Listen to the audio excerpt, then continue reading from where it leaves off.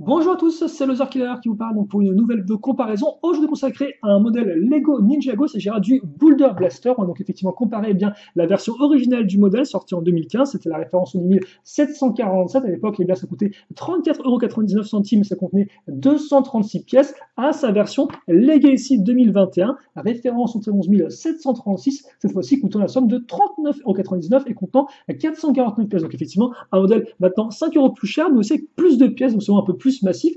Et donc justement, dans cette vidéo, on va comparer un peu quelles sont les différences et les similarités de ces deux modèles. Et donc justement, les deux modèles en présence, les voici. Donc ça, c'était la version 2015 du Boulder Blaster que je vous montrer bien rapidement justement en le faisant tourner comme ceci. Donc petite comparaison de taille avec la figurine de Cole de l'époque. Voilà, on ne se prive pas, on se fait plaisir. Et donc justement, cette version maintenant va devoir faire face à son grand frère, ou même son petit frère devrais-je dire, la version donc 2021 qui va ressembler à ceci. Et donc de prime abord, on a des véhicules qui sont relativement similaires, mais est-ce que c'est vraiment le cas? Et bien déjà, on va commencer avec le schéma de couleur. Alors effectivement, dans l'un comme dans l'autre, on va retrouver du noir en majeur. On aura aussi effectivement du doré tout au long du modèle. Par contre, première différence, auparavant, on avait deux teintes de marron, du marron entre guillemets normal et du marron un peu plus foncé pour les ailettes, qui représentaient l'élément de la terre de Cole, bien évidemment. Et bien le marron, vous pouvez oublier, il va complètement disparaître de la nouvelle version, remplacé entre guillemets par du orange, qui est aussi maintenant un peu une des couleurs de Cole. Au rayon des nouvelles couleurs, là, on aura aussi un peu de métal foncé qui n'était pas présent auparavant. Et par contre, les deux avaient effectivement du vert sable. Alors auparavant, le vert sable était uniquement présent sur deux petites pièces ici.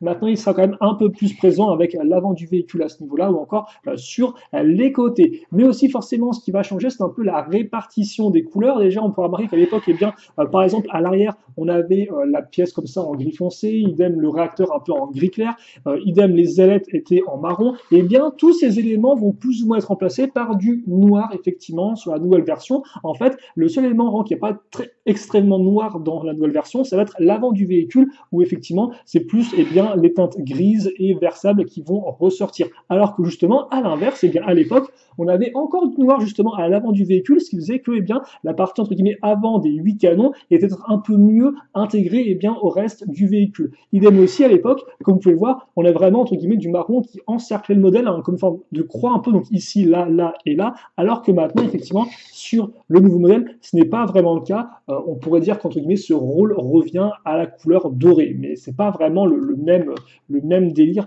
j'ai envie de dire justement. Donc déjà une petite différence au niveau du schéma de couleur entre ces deux modèles.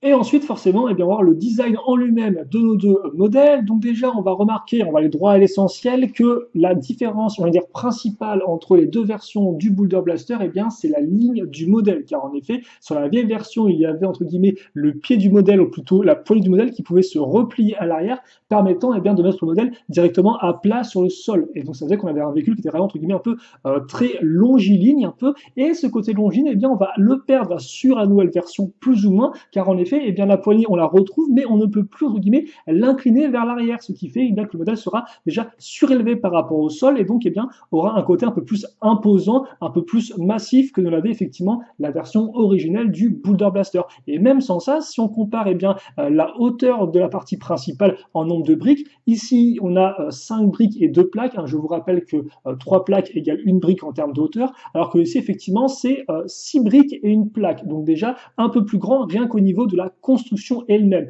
Et ça, je pense que vous l'avez remarqué, on a effectivement un modèle qui est plus massif, comme on le verra aussi au niveau des pièces utilisées. Donc maintenant, si on entre un peu dans le détail partie après partie, déjà on peut remarquer qu'à l'avant, auparavant, on avait une sorte de grosse pointe, de grande pièce de cône qui va disparaître au profit d'une petite pièce sur le modèle plus récent. Au niveau du barillet, donc de 8 missiles, on va le retrouver, sauf que là encore, celui-ci est un peu plus massif et impressionnant en termes de circonférence. D'ailleurs, la construction va être différente. Alors, dans les deux cas, on va en effet utiliser cette pièce octogonale, entre guillemets, pour raccrocher les pièces de lance-missile, sauf qu'auparavant, effectivement, on avait, entre guillemets, deux pièces à clip qu'on mettait comme ça, on mettait le missile dessus, et ces pièces à clip, on les prenait en sandwich entre deux pièces octogonales. Maintenant, ce sera différent. En fait, on va d'abord faire une ceinture de lance-missile qu'on va directement faire glisser sur des pièces octogonales et non plus les rattacher dessus. Ce qui va aussi éviter, effectivement, que que on appuie entre guillemets sur le missile sans faire exprès, donc on plie les pièces à clip, et ça on va y revenir un peu après pourquoi effectivement c'est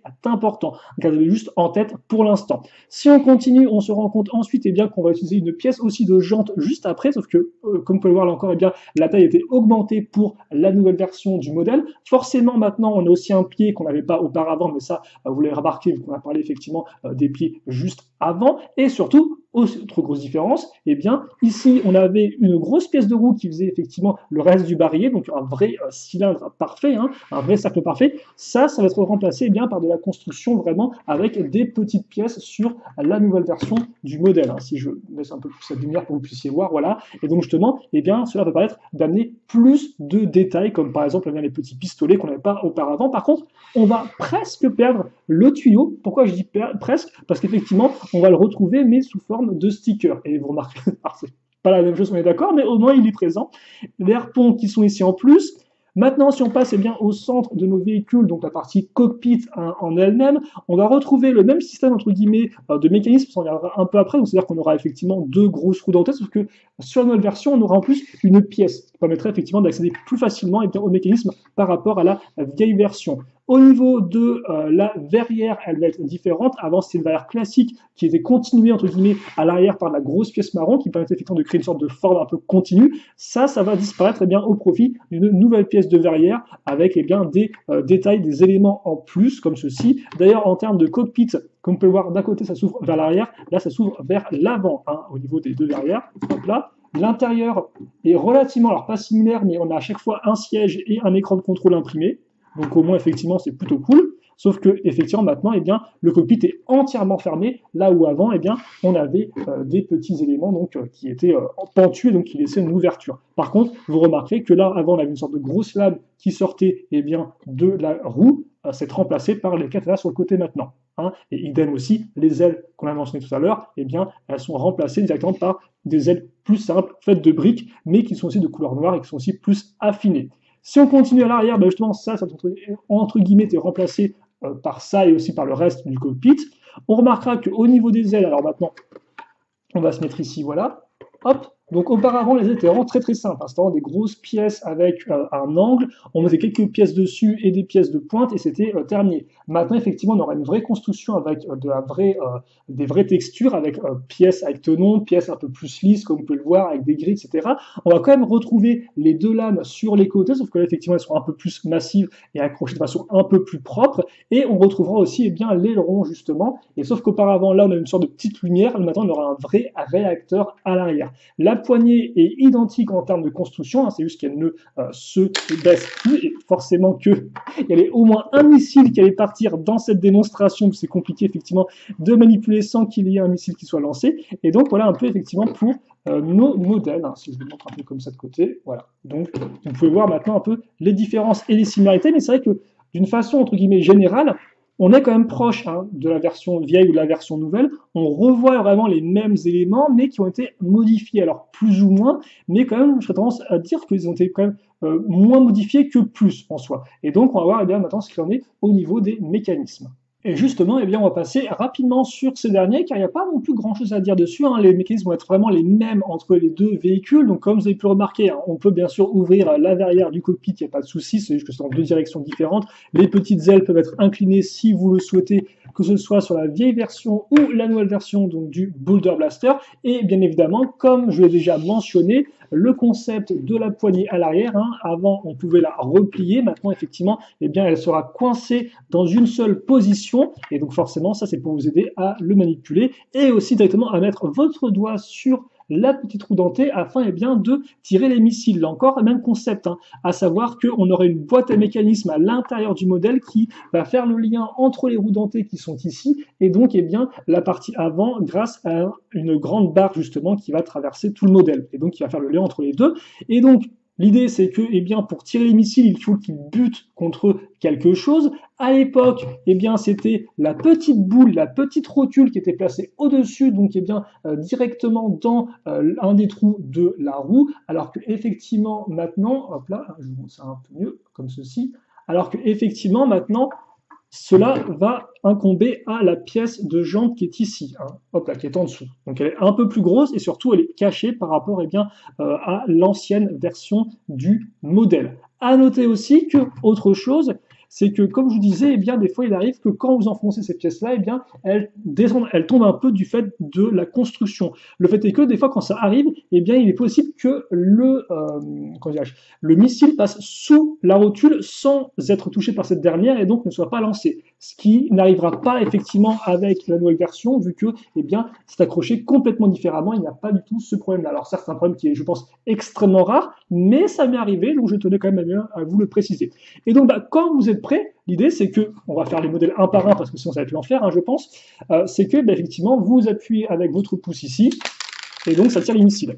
Et vous pouvez tirer effectivement donc à répétition, là encore il y a 8 missiles, donc c'est vraiment un peu la mitrailleuse lourde. Et donc c'est exactement la même chose de ce côté-là, hein. On fait comme ceci, et on tire, voilà. Alors, je dirais qu'il y a un peu plus de résistance, effectivement, sur ce modèle-là que sur l'autre. Donc, un peu plus compliqué, effectivement, de tout lancer d'une traite. Mais honnêtement, il n'y a pas non plus une si grosse différence que ça. Entre les mécanismes de ces deux modèles, on retrouve bien ce concept unique et propre au Boulder Blaster, qui est bien le côté un peu mitrailleuse lourde qui tire en succession. Et honnêtement, c'est tout ce qui compte, parce qu'effectivement, c'est comme ça qui fait une grosse partie de ce modèle-là. Passons maintenant à la comparaison entre les deux Boulder Blaster et la version satellisée du véhicule, car en effet, vous ne savez pas, mais généralement la satellisée Lego Ninjago a tendance à modifier un peu les véhicules pour la version petit écran afin qu'ils soient un peu plus détaillés, un peu plus lisses, un peu plus grands éventuellement, et des fois, ces modifications se retrouvent sur les versions réimaginées Legacy. Et donc forcément, on peut se demander si modifications il y a eu, est-ce que ces dernières ont été reprises par la version 2021 du Boulder Blaster? Et la réponse, c'est non, tout simplement parce qu'effectivement, en 2015, dans la saison 4, déjà à l'époque, la version satellisée était très fidèle à la version jouée, donc elle reprenait effectivement le même profil, or comme on a vu ensemble, le profil du véhicule a été un peu modifié effectivement avec la version 2021 qui est un peu plus épaisse déjà, et surtout effectivement les quelques détails rajoutés dans cette télévisée n'ont pas forcément été repris sur la version 2021. Par exemple, effectivement, on avait des parties latérales sous le cockpit ou encore effectivement des ajouts mécaniques qui hélas été un peu trop précis pour pouvoir être refait en Lego, comme par exemple au niveau du canon avant. Autre chose qui n'a pas été repris, qui est un peu dommage, c'est le fait qu'à l'époque, dans cette télévisée, le cockpit pouvait abriter deux personnages en même temps. Or, effectivement, avec la version 2021 qui est un peu plus grosse, on aurait pu éventuellement penser que oui, ils allaient pouvoir faire ça. Non, ce n'est pas tout le cas, hein. C'est un personnage, quelle que soit la version du modèle 2015 ou 2021. Donc, il n'y a pas grand chose à dire, c'était même un peu décevant au final, mais bon, c'est comme ça, et vous savez quoi, c'est pas non plus si grave que ça.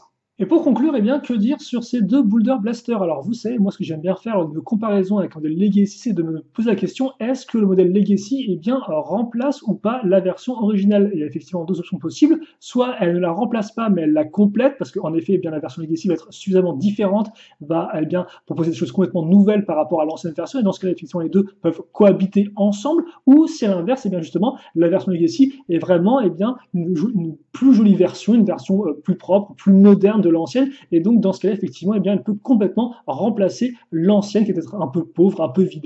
Et donc, c'est vrai que le Boulder Blaster, c'est un peu compliqué de répondre à cette question. En tout cas, moi de base, effectivement, je trouve ça compliqué parce que je pensais que, oui, la version 2021, la version Legacy donc de notre avion de call, pouvait remplacer la version 2015, car en effet, la version 2021 va reprendre les éléments caractéristiques, comme par exemple le fameux barillet à 8 lance-missiles, la jante, ainsi que les grosses ailes à l'arrière, et en se faisant, va le faire de façon justement beaucoup plus propre, beaucoup plus détaillée. Par exemple, les ailes, justement, pour revenir dessus avec la belle ligne orange. Voilà, bref, en tout cas, on a tous les éléments de l'original, mais en plus propre. Et d'un autre côté, on n'a pas non plus de nouveaux éléments complètement différents qui le rendraient vraiment, justement, exceptionnel, entre guillemets, vraiment novateur par rapport à la version originale. Donc moi, j'étais un peu en mode, oui, effectivement, il fait ça, mais en plus propre, il le remplace. Sauf que oui, mais non, parce qu'effectivement, là encore, si on regarde de côté les modèles, on se rend compte quand même que la forme, le profil des deux véhicules est quand même relativement suffisamment, je pense, différent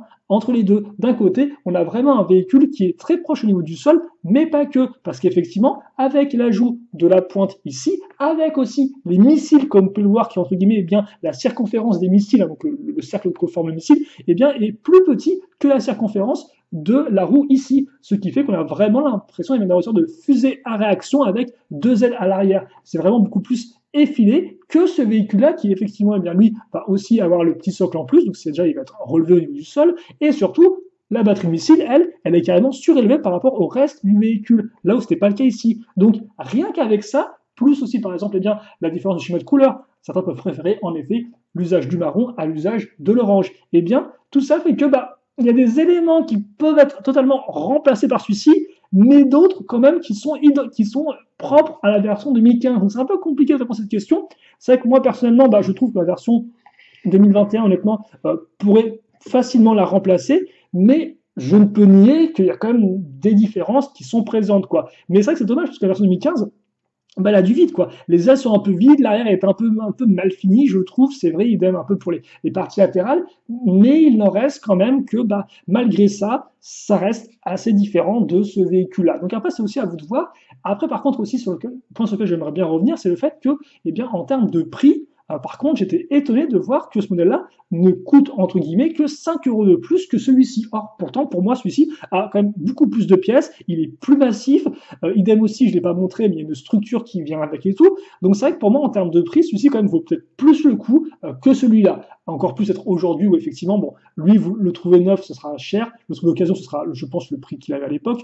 Donc voilà, à vous de voir. Mais c'est vrai que entre les deux, quand même si j'aime beaucoup le Boulder Blaster original, je trouve que celui-ci, comme il est plus propre, il est juste aussi très chouette en fait.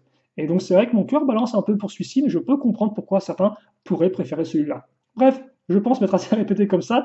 Vous m'avez compris, hein, un peu difficile de comparer les deux, enfin un peu difficile de départager vraiment les deux. C'est vraiment une question de goût. Et donc je n'hésitez pas vous à me dire dans les commentaires ce que vous en pensez, quelle version du modèle vous préférez. Et bien sûr, si vous reste des questions ou autres, n'hésitez pas à les poser, j'y répondrai avec grand plaisir comme d'habitude. Et puis pour le reste, nous on se retrouve très prochainement pour de nouvelles vidéos. En attendant, portez-vous bien, passez une bonne journée, une bonne soirée, tout ce que vous voulez, et à la prochaine. Salut à tous et à toutes.